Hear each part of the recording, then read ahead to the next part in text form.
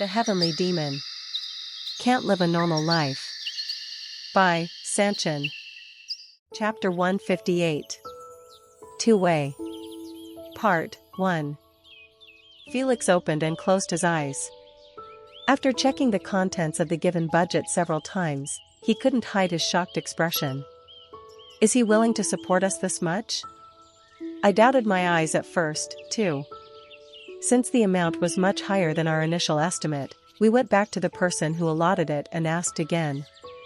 But they said nothing was wrong with this.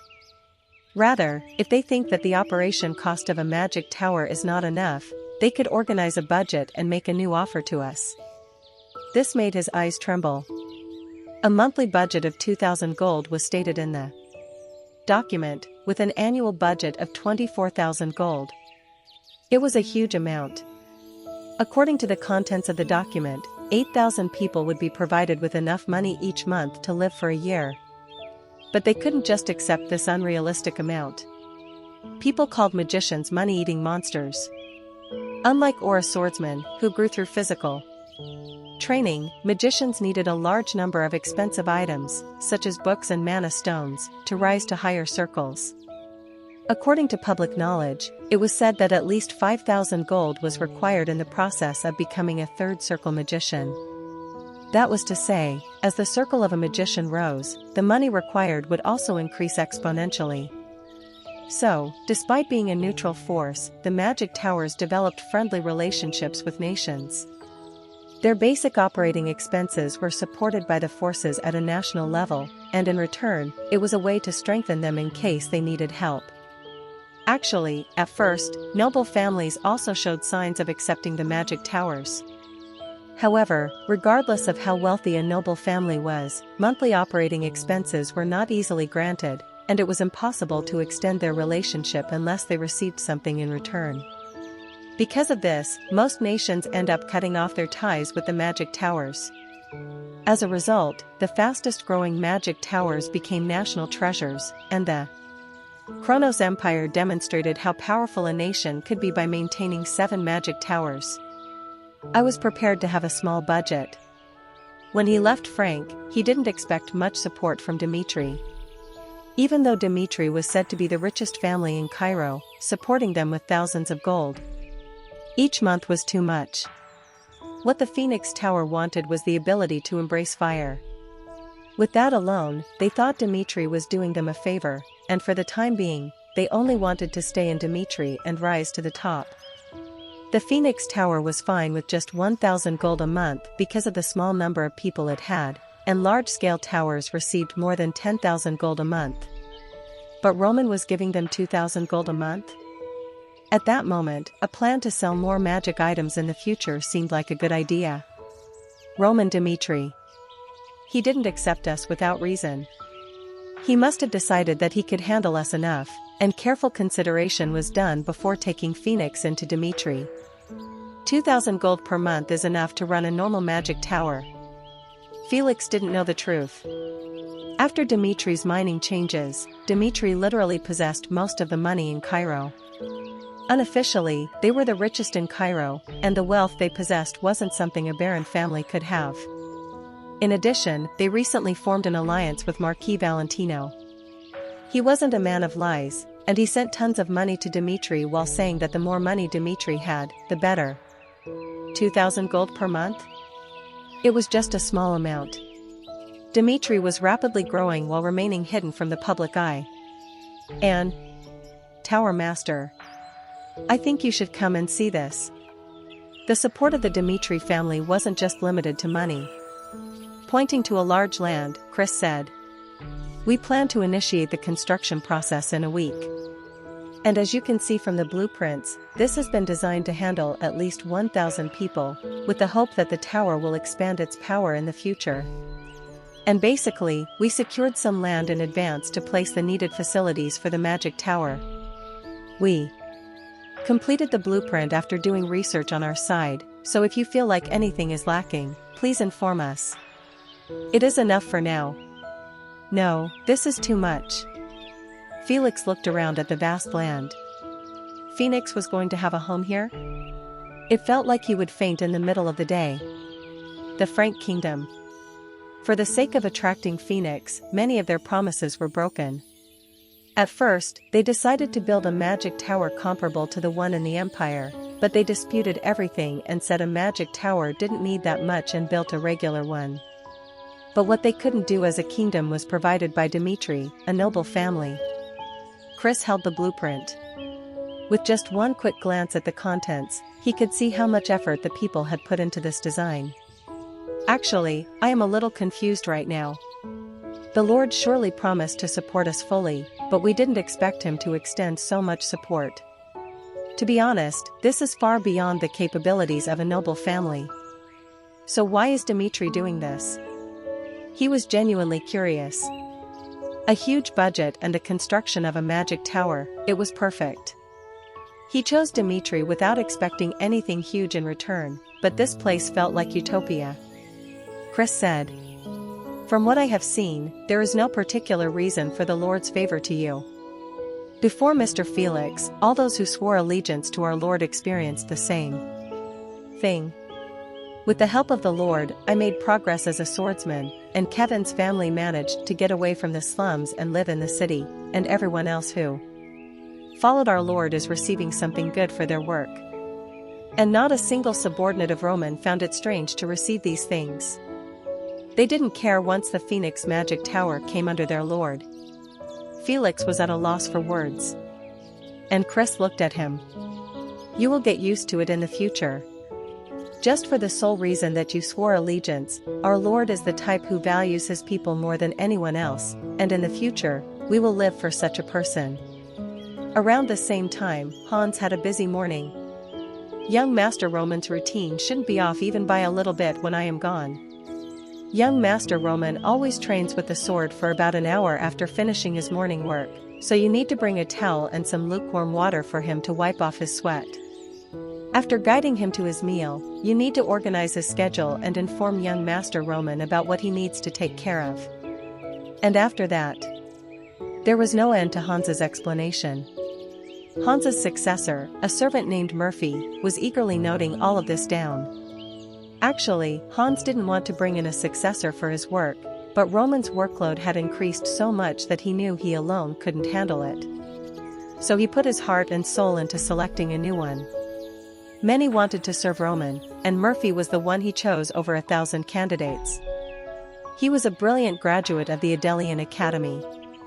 Murphy was an elite in his own right, but normally, people wouldn't want a rookie to work for them. Why are there so many oars in the schedule? Hans's work, from morning to night, was all for the sake of Roman Dmitri. Normally, he would have followed Hans and watched him work, but today was the day Hans had something important to do. The child of Hans's only son, Hans's granddaughter and Harrison's daughter, was going to celebrate her birthday. Hans had planned to finish all the work for Roman and then visit his son, but Roman told him to take an early leave. Roman had actually asked Hans to leave the day before, but Hans had been stubborn in not abandoning his work the day before. After passing on the work to Murphy, Hans prepared his things and began to head out. "My pretty granddaughter should like dolls." He was excited. Harrison lived in Adelian and not in Dmitri. With the support of Hans, he graduated from the academy and soon turned into an adult, settled there, and started his own business. And after 10 years, Harrison became the head of a company that supplied food ingredients. It wasn't a large enterprise, but it was well known in Adelian. And it was the birthday of the only granddaughter of such a son. A treasure he would never want to see hurt. Hans made his way to the mansion's gate, intending to travel quickly in the wagon he had rented. But I was waiting. "Hans, get into the wagon." In front of the gate was a different scene. The wagon that Hans rented was a cheap one, but the wagon in front of him now was dazzlingly bright. And Dmitri's soldiers were waiting there. Hans, who initially thought it had nothing to do with him, looked around and was puzzled when he couldn't see his wagon. "Were you waiting to pick me up in this?" "Yes, this is young Master Roman's order." Stubborn Hans. Roman had prepared a gift for him when he finished his work. Just like Hans, Harrison also had a busy day. I will finish all the deliveries by morning, so I can attend my daughter's party at lunch. Even if it was his daughter's birthday, he couldn't take a leave. Harrison organized the food ingredients that had to be delivered in the morning and then quickly delivered them to the customers through his employees. And one of them was the important trading task. Arriving at the mansion of Count Adelian, he called out cautiously, "We have brought the ingredients." Jordan, Adelian's manager and butler, was a picky person. He would always point out if the quality was even slightly off. Perhaps that was why, when delivering here, Harrison's expression was never calm. He knew that if Jordan wasn't satisfied with the ingredients, doing business with Count Adelian would be tough, so even if this brought in a little loss, he would always bring the finest ingredients he had. But Jordan's reaction was odd. "It is your daughter's birthday today, right? You must be busy, so leave them and go quickly." "What do you mean? You man. You have been working since dawn to celebrate your only daughter's birthday. I, Jordan, am not one to hold you here today. Leave the food ingredients there. I will take care of them, so do not worry and go so you can finish the other tasks you need to do." He was flustered. Jordan wasn't that kind of man. He couldn't accept this as a favor and thought there was some ulterior motive behind this. Is he going to change their supplier? He was sure that if he left the things here, even if Jordan himself told Harrison to leave, he would hold him accountable for neglect. "No. I will bring them inside right now. You. I have to do this work. I cannot pass this on to Mr. Jordan." He didn't care and called his men to help move the food ingredients inside. Jordan was shocked. Realizing Harrison wasn't listening to him, he called the family servants. "Call the servants right now. Help Harrison move the food inside. We have to finish this work as soon as possible so he can return to his daughter's arms. Hurry up and help the man." This was so strange. Nothing Jordan said or did felt bad. So Harrison was able to finish the job early with the help of the servants. What is this? When he finished the work, Harrison couldn't hold back his shock. Jordan wasn't the type to offer help, and no matter how hard he tried, he couldn't figure out what was happening. But what could he do? The work was done, and he could finally head home to his daughter. It was time to meet his precious treasure. It was time for the party. It was going to be held in a modest place. He planned on inviting people to celebrate his daughter's birthday and open some presents. That was the plan this morning, but it changed a little as soon as he got home. Tuck. He dropped the present he had prepared for his daughter.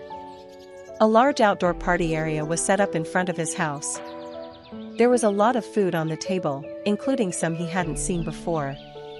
There were even people he didn't remember meeting before who carried food to the party. And that wasn't all. On the other side, there was a stage with classical music. A series of scenes he'd never seen before was unfolding in front of him. What the hell happened? No matter how much he thought about it, something felt horribly wrong. Chapter 159. Two-Way. Part 2. Harrison approached his wife and asked, "What is all of this?" "Honey." His wife looked delighted. She stopped what she was doing and glanced to the side. "I was preparing for our child's birthday in the morning, and then the man right there, that one, led the people here. I didn't even know what he was doing, but then he said that they were all sent by Roman Dmitri, and then everything turned into a mess as they were preparing the party before I knew it." "Roman Dmitri's people?" He looked at where his wife was watching. One man was leading the people. Roman was the name of the man his father served, but he still couldn't understand what was happening. Why would young Master Roman send some people? It was his daughter's birthday. Harrison approached the man, curious as to why they were there. "Excuse me, did young Master Roman send you?" "Ah. Mr. Harrison?" "Yes, I am Harrison. So, may I ask, why are you organizing the party for my daughter?" He was being cautious, just like when dealing with the Adelian family. Being with the Dmitri family made him wary. And the man said, "I am Lucas, and I serve young Master Roman."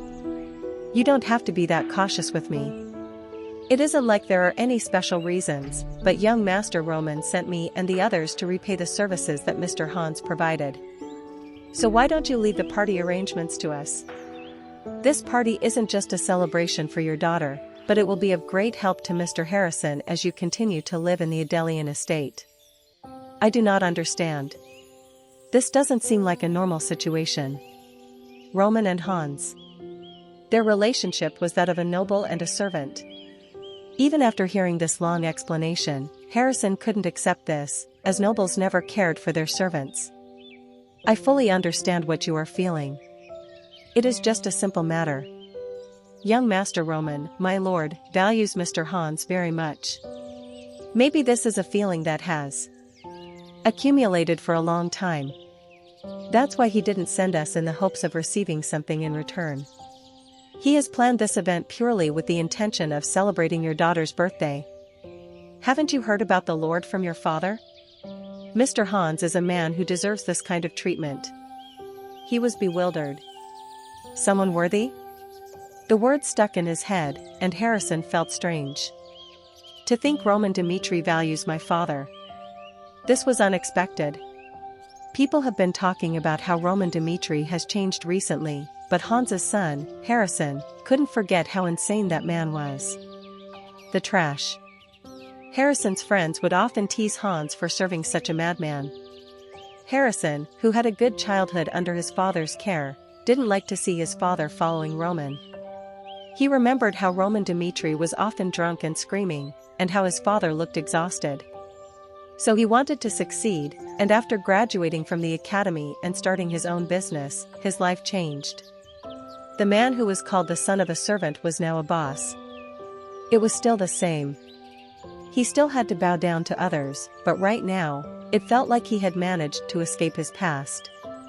And now he is favored by Roman. But not a single good memory would pop up in his mind.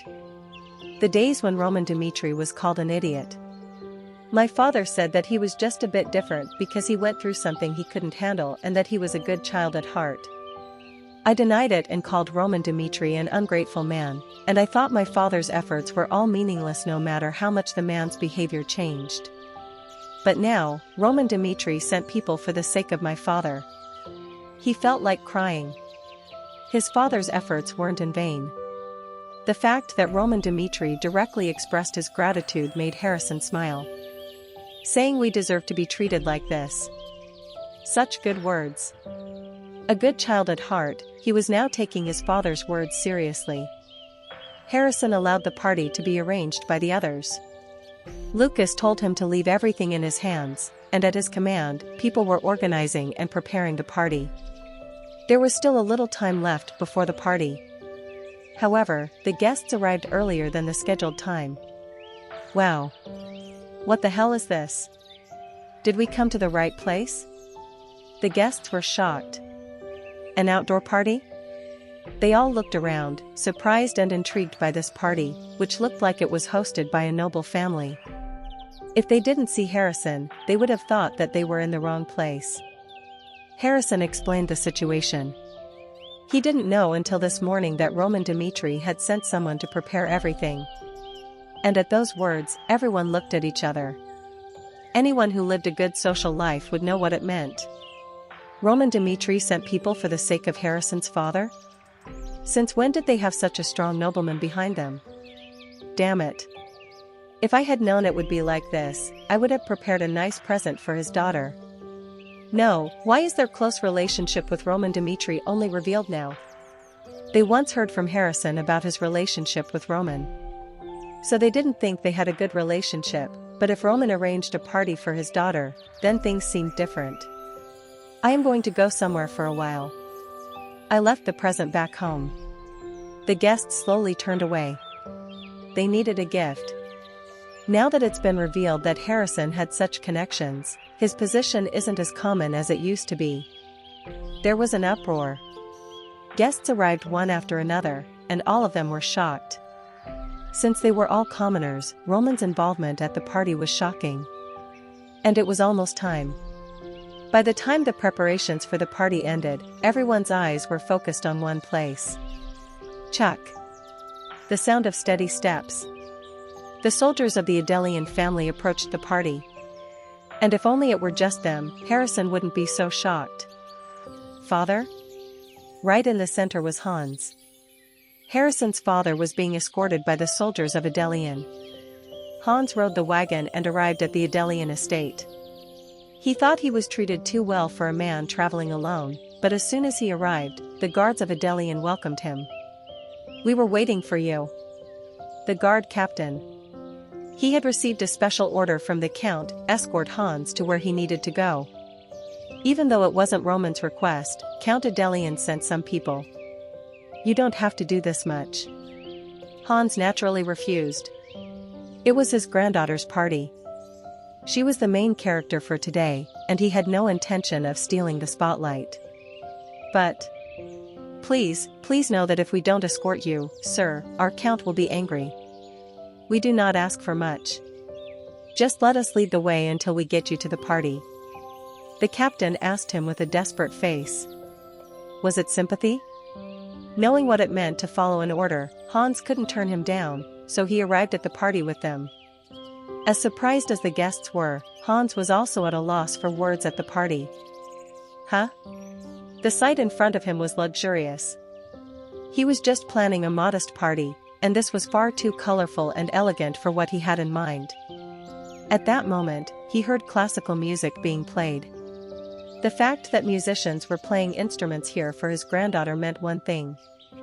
Young master. He was sure that this was Roman Dimitri's doing. Roman Dimitri, who was supposed to send Hans to the party, had prepared a wagon in advance and some people to organize the party. Tears flowed as he witnessed the lavish party that Roman Dimitri had prepared for the single servant who served him. Seriously, he was such a good child. People said Roman had become cold after changing, but Hans knew he was warmer than ever. The source side of the Dimitri family. From the standpoint of someone who had raised a son, Hans found it difficult to see the child who had been trampled by others. And caring for him turned out to be the best decision he had ever made. "I am getting too old." His eyes were red. He wiped his tears as he found a familiar face.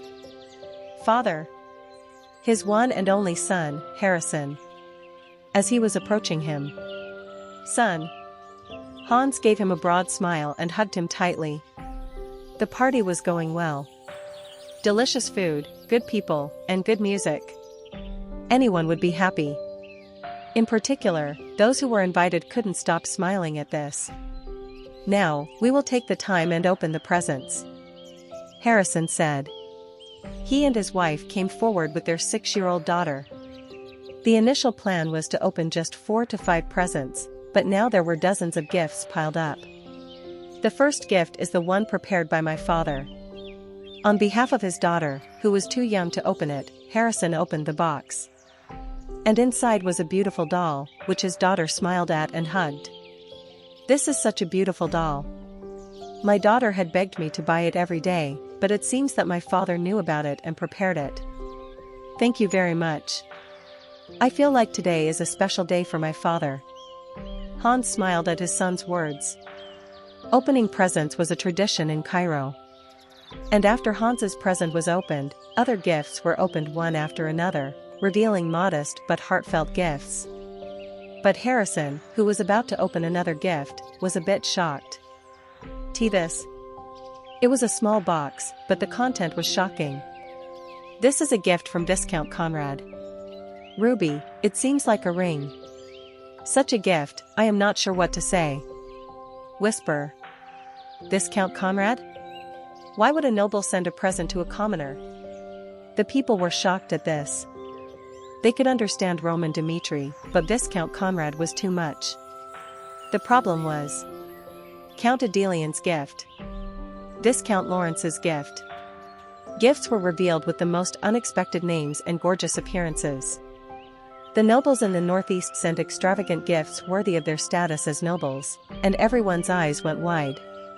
Actually, they couldn't be considered gifts for the small child, but rather gifts to Harrison and an affectionate gesture to Hans. Everyone lost their minds. The grand party alone was enough to surprise them, but the gifts were too much for them to take in. The series of events was something they couldn't understand. Why are those proud nobles sending gifts to Harrison? The people didn't know that 6 hours ago, the nobles of the Northeast region fought a full-blown war because of one piece of news. Chapter 160. Two-Way. Part 3. The problem started with the report of the captain of the guards. The captain of the guards, who opened the mansion early in the morning, informed the higher-ups that some important people had arrived. "You mean the people of Roman Dmitri have entered our estate?" "Yes." "What is their purpose for entering?" "There is a man named Hans among the servants of the Dmitri family. He is in charge of Roman Dmitri, and his granddaughter's birthday is today. She lives here in Adelian. Judging from the fact that they prepared various items, it seems like a party." Count Adelian just nodded. Hans was just a servant, but sending someone to care for a servant's granddaughter was something a noble couldn't understand. "This is why we cannot let this go. Roman Dmitri. He was a powerful noble in the northeast. By absorbing the alliance that was once against the Dmitri family now holds overwhelming power. Roman Dmitri, in particular, had a lot of work to do as an acting lord. People weren't ignorant of the flow of power, and while they pretended not to be interested, they were all keeping an eye on Roman Dmitri.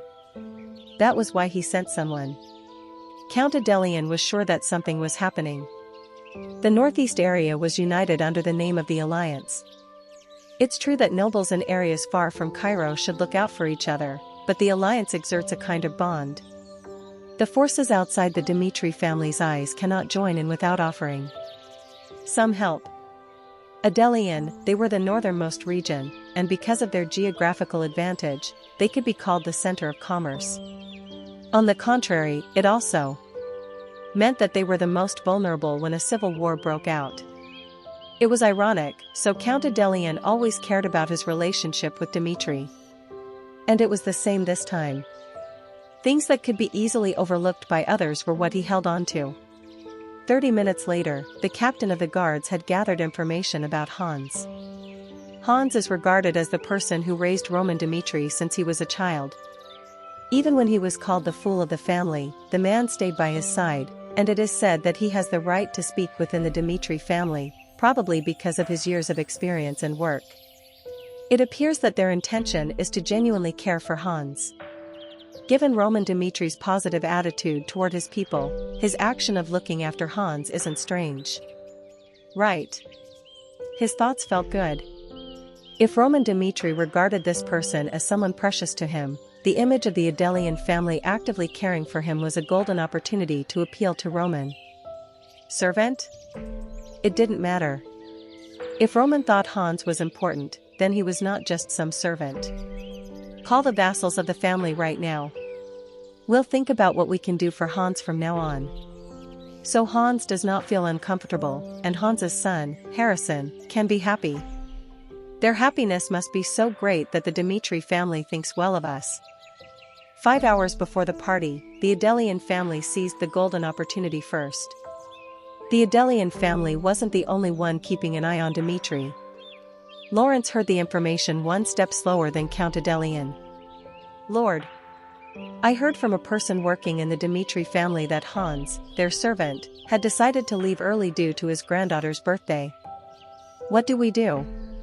"The Lord wanted me to report every small and big thing related to the Dmitri family, but I am not sure if we should even consider this since this only involves his servant." The information wasn't perfect. Adelian confirmed the purpose of the visit through the captain of the guards, but Lawrence had no way to find out more about it. Yet Viscount Lawrence didn't miss this chance. Hans is the person who looked after Roman Dmitri. Even if Roman doesn't think much of the man, he is still someone who manages things for Roman, and he is one of his people.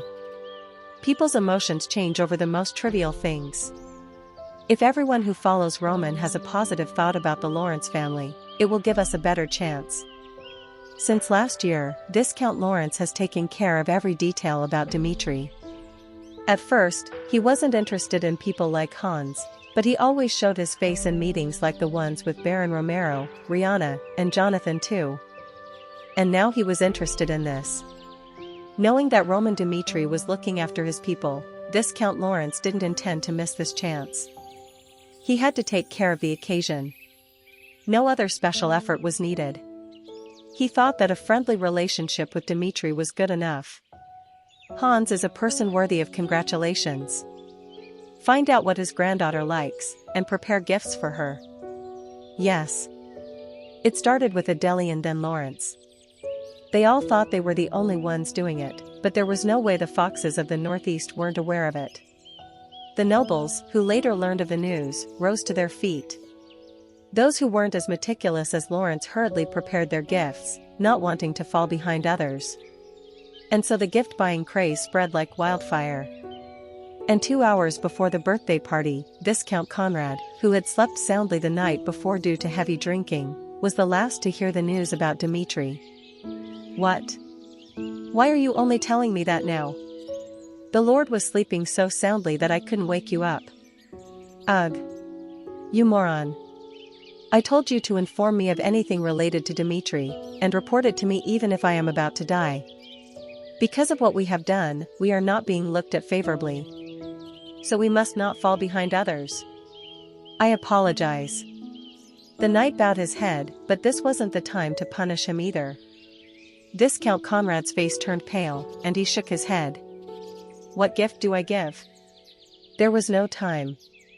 He wanted to prepare a personalized gift for the child, but the time to deliver the gift in 2 hours was tight. Finally, he hurriedly ran to his wife's room. His wife smiled brightly, but he immediately went for her jewelry box without even looking at her. Honey? Sorry. I am really sorry. Just a few days ago, he presented her with an expensive ruby ring as a gift. Thinking it would be the perfect gift, this Count Conrad took out the ruby ring and ran without looking back. Witnessing this, his wife said, "You insane husband." His wife threw things at him, but what could he do? The future of the family was at stake here. Unaware that Hans's child was 6 years old, this Count Conrad stole the adult-sized ruby ring with an elated expression. With this, the birthday party would be complete. The truth about the presents at the birthday party was all due to excessive loyalty to Dmitri. The presents in front of him were dazzling. Harrison was at a loss for words at the ruby ring he saw and the other luxurious gifts. What is all of this? The presents were something he was happy about. But Harrison was taught from a young age that things have consequences. It was a phrase that was engraved not only in his bones but also in the bones of all commoners. They knew greed would pull them into danger.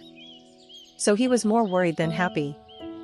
I don't know why the nobles had decided to send me such gifts, but with the exception of a few, many aren't for my daughter. If I get greedy with these things, I might have to pay a huge price later. I will smile now since these are presents, but I will return them all later. He was sure of it.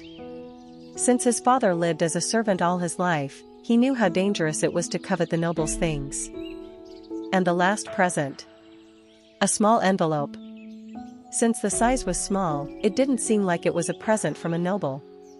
Harrison, who was expecting something small, opened it and checked its content. Hook. What was written on the small piece of paper caught his eye. Recommendation for admission to Glory Academy. His hands trembled. The Glory Academy, the best academy, where no commoner would even dream of going. It was an academy that the prestigious children of nobles attended.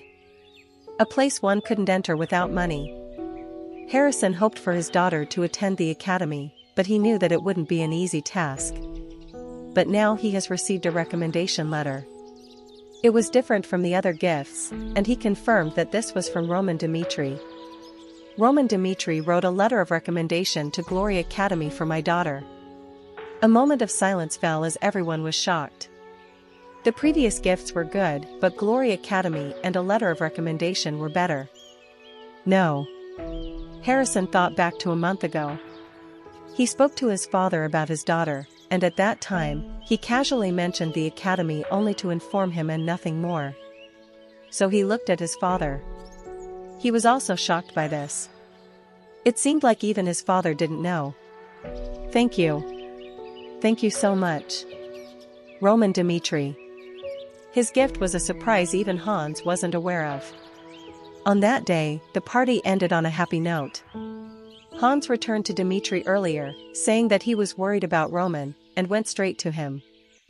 The presents were too much. I didn't ask for any special presents. I feel rewarded for the work I do for you, young master, and just remembering and acknowledging my existence is all I need. His voice was low. He was trying his best to speak calmly, but Hans was too moved by Roman's actions. Roman looked at him. Hans is a bond left by Roman Dmitri. The relationship he had with him wasn't intentionally formed. Hans was by Roman's side when he was cursed and subjected to humiliation, and he still took care of him. And because he had the memories of the past, Roman knew how sincere this man was despite not having experienced them himself. When he started living as Roman Dmitri, he was the first person he allowed to step into his comfort zone, and Roman never thought of Hans as a mere servant. Hans. Yes. It is now a blurry memory, but looking back on my childhood, I spent more time with you than my father. At that time, my father had just become a noble, and he had too many things to do, and my mother, being as good as she is, was unable to care for me because of her new kids and other events. That is why the person named Hans is special to me. Regardless of the difference in status, it stays the same. Young master. Hans's eyes turned red.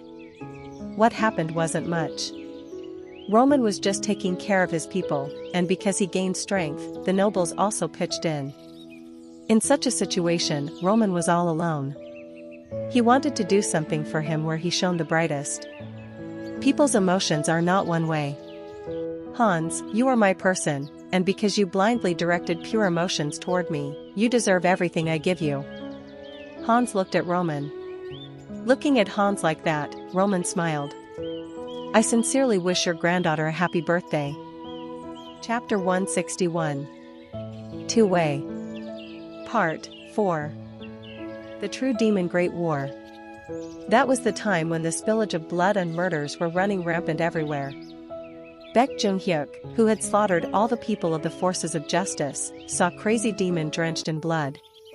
Yuk, yuk. The man exhaled lightly but with much difficulty.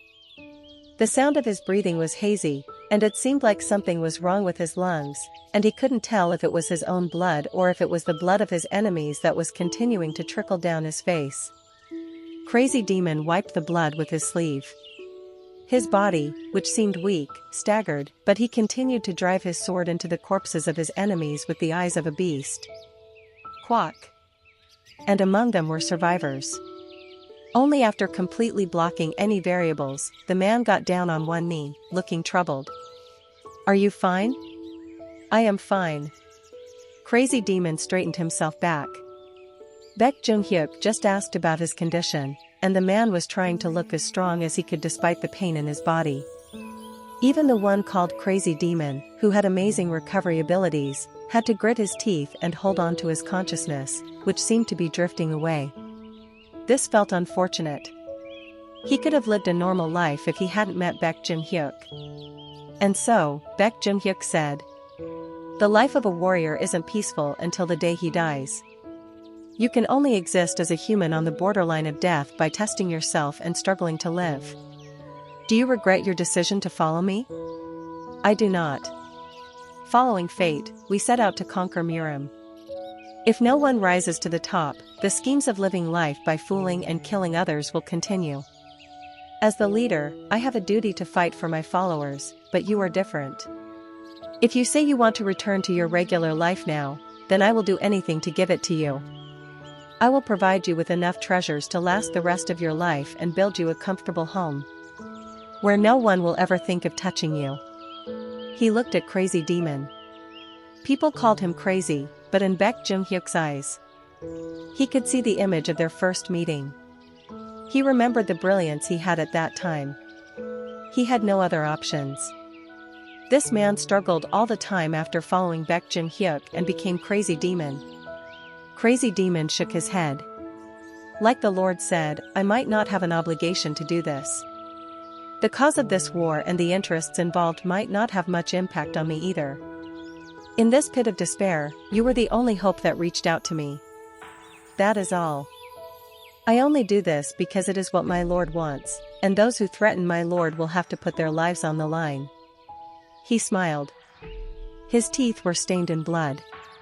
"So do not abandon me. Just the fact that my Lord believes in me. I want to stay by my Lord for the rest of my life." At that time, Baek Jun-hyuk had a sudden thought about the people who believed in him. Just as they showed blind trust in him, he should also show them the same trust. He didn't care about the possibility of their betrayal in the end because the present was more important. In the life of a warrior, when one could die at any time, Baek Jun-hyuk was faithful to what he saw and felt. And that was who he was, Baek Jun-hyuk. No, Roman Dmitri. Because he remembered his past life, he didn't ignore the sincerity of those who believed in him. Hans went back to his room. It was a small space where only one person could live. Actually, the Dmitri couple had asked Hans to move to a better room countless times, but he never agreed to it. This might be a shabby room for others, but for him, he found comfort in this room, where he had been residing ever since joining the Dmitri family. Thud. He sat on the ground. Looking at the room without a bed, there were traces of Roman Dmitri everywhere. A broom was propped up against the wall. Since Roman often goes for a walk in the morning, Hans would get up earlier than him and sweep the pathway with the broom. And it wasn't like someone ordered him to do it. Even if there were days when Roman skipped walking to do other work, he would still keep the pathway neat. After that, when he would return to his room, he would take some things out of the storage closet.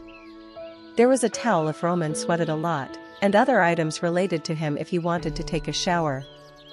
Things that Hans didn't use for himself were in the closet. A blanket was laid out on the floor because his body never accepted the soft bed. In addition, there was a calendar next to it with Roman's schedule. Tomorrow is the schedule for the regular meeting. Roman's schedule was recorded on it.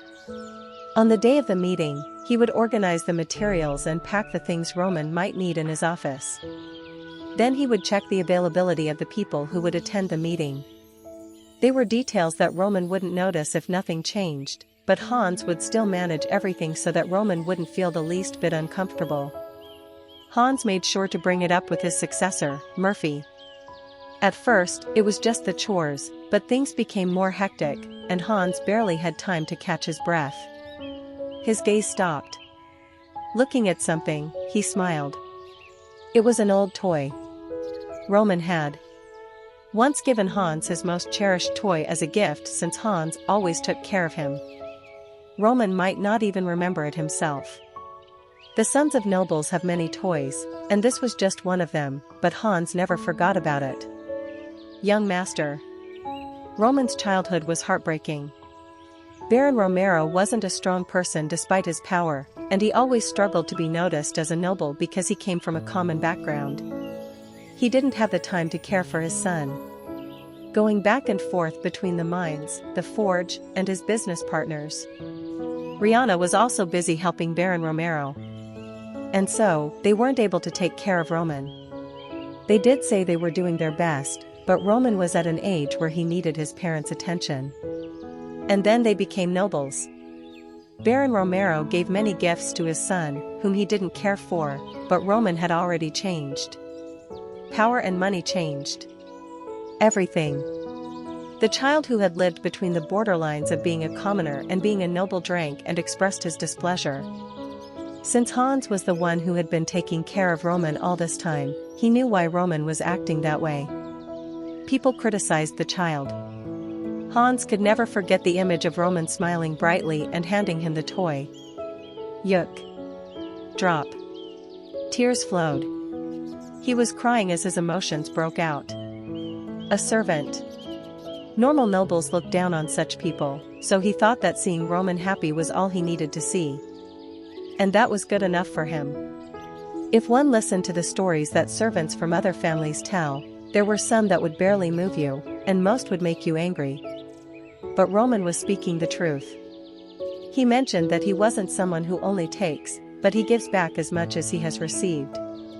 Yuk, yuk. The tears didn't stop. He was a servant from a humble background. Everyone knew it, and it was a reality that everyone couldn't deny. He was such an existence. However, Roman treated people for who they were. Hans couldn't stop crying at the fact that there would be a day when the feelings he directed at Roman without expecting anything in return would be returned in this manner. The wagon that took him there, the guards who escorted him, the gifts from nobles, and the letter of recommendation, all of these things didn't matter to him, but the emotions that were contained within them did. The fact that Roman Dmitri recognized Hans's sincerity made him burst into tears. He wasn't sad. He really wasn't sad, yet he couldn't hold back his tears. So he continued to weep. A servant who usually kept his feelings in check let them all out without caring if anyone saw. On that day, until late at night, Hans couldn't sleep. And on Roman's orders, no one disturbed Hans. Rumors circulated about the birthday party. Although unintentional, the events of that day proved yet again how much Roman Dmitri cared about his people.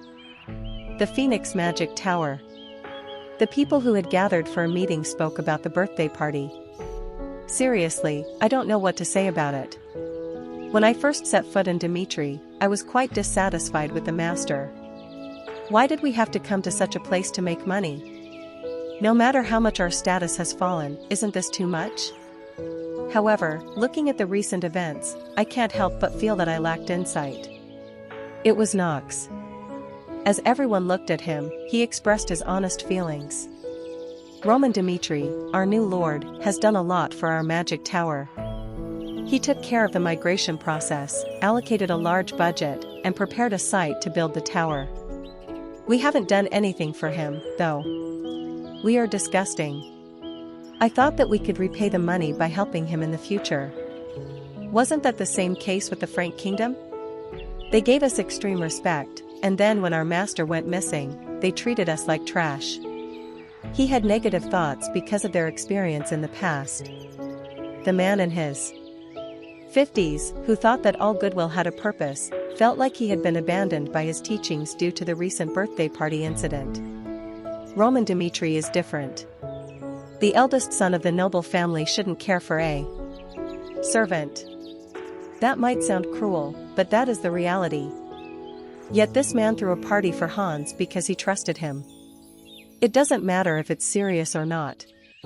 At least he is a person who works hard for the sake of the people who follow him, and that alone makes me proud of crossing paths with him.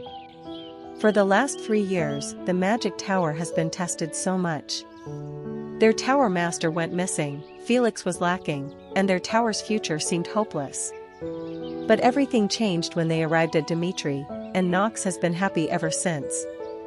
Magic Tower Master. I am sorry for this. All this time, Knox called him by name and never once by the title given to him. The Magic Tower Master was right. You guided the falling tower onto the right path, and we eventually found the right place for us. From now on, I will completely follow you wherever you take us. I want to be someone who is trusted by the Master and the Lord. So please forget my mistakes in the past and lead me and the others too. He bowed his head. Knox was a magician who carried himself with pride. The oath he had just taken meant that he was now under Felix's control. Felix smiled at Knox's actions. He could fully understand him. He accepted him because he knew that Knox also cared a lot for the Phoenix Magic Tower. I get it. We will live a different life here in Dmitri. On that day, the Magic Tower was united. People said Phoenix had no future, but under the name Roman Dmitri, they now share a core bond they didn't have before. As a result, the Phoenix Magic Tower began to regain its original appearance. Time passed, and 1 year later, the moment Roman had envisioned finally arrived.